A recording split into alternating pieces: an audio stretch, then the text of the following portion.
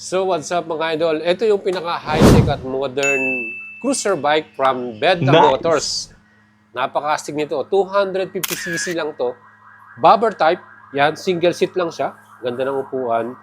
And B-twin engine mga idol. Kita niyo yung pinaka-kanyang front suspension. Multi-link siya. So meron na tayo ditong telescopic. Meron pa ditong pinaka-parang stabilizer. Ayan. Ang ganda. And classic style ng ating headlight na may B-shape, no? And TFT display para sa ating panel. Ayan mga idol. New model to. Napoleon Bob 250. Ayan. Marami po nang may message sa atin about this model. Available pa rin ito sa atin. Titan color o yung parang metallic brown o metallic gold. And meron pa tayong color green ito. So 239,000 pesos ang kanyang SRP.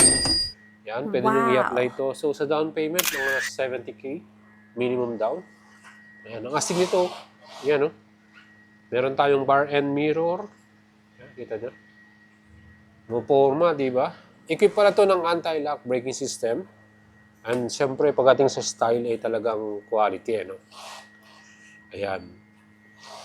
Ayan, mga idol, yung ating Napoleon Bob 250. Baka mayroong mga ursunada sa inyo dyan.